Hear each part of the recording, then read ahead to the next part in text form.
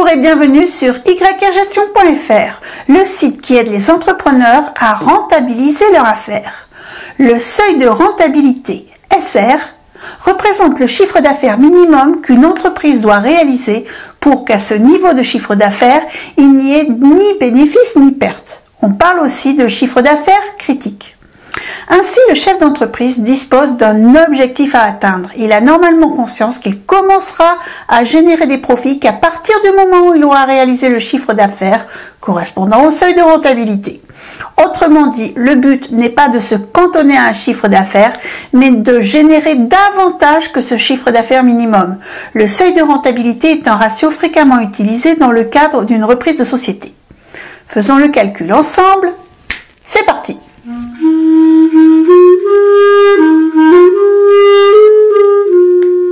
Pour calculer le seuil de rentabilité, il faut décomposer les charges de l'entreprise en fonction de leur nature. Les charges fixes et les charges variables. Une charge fixe, aussi appelée une charge de structure, est une charge dont le montant est indépendant du niveau d'activité de l'entreprise. C'est une charge récurrente qui sera à régler que l'entreprise ait généré ou non du chiffre d'affaires. Par exemple, le loyer, la prime d'assurance, les dotations aux amortissements. À l'inverse, une charge variable, aussi appelée charge opérationnelle, est une charge directement liée au volume de l'entreprise. Exemple, achat de marchandises, de matières premières, de fournitures. On cherche donc à calculer le chiffre d'affaires pour lequel le résultat de l'entreprise est égal à 0. Le résultat, rappelez-vous, c'est le chiffre d'affaires moins les charges fixes moins les charges variables. Également, on appelle la marge le chiffre d'affaires moins les charges variables. Ainsi, le seuil de rentabilité est obtenu lorsque la marge est égale aux charges fixes. Faisons un exemple concret.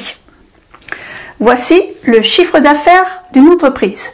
Mais une fois que celle-ci a fait son chiffre d'affaires, il faut déjà payer les achats de matières premières, de fournitures, etc. Supposons que pour notre entreprise, en moyenne, c'est 30% de sa production, 30% du chiffre d'affaires. On va donc vider d'à peu près un tiers.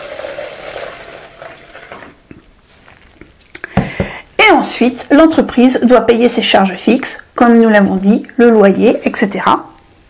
Et on va supposer qu'on a toujours un trait fixe qui s'arrête ici à l'étiquette, voilà. Et donc, nous avons calculé ici le résultat net de notre entreprise dans une période classique.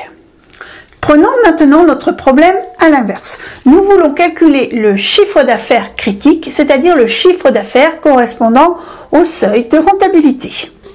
Tout d'abord, ce chiffre d'affaires doit contenir la totalité des charges fixes. Puis, il doit contenir une partie des charges variables, de telle sorte que la part des charges variables représente 30% du total. Soit, nous allons rajouter un tiers de cette partie-là.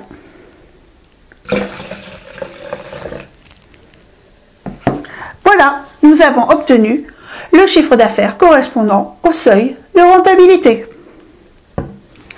Voilà, si vous avez aimé cette vidéo, merci de liker, pouce vers le haut, de vous abonner, de partager. Vos commentaires sont toujours les bienvenus et bonne fortune si vous avez trouvé le chat.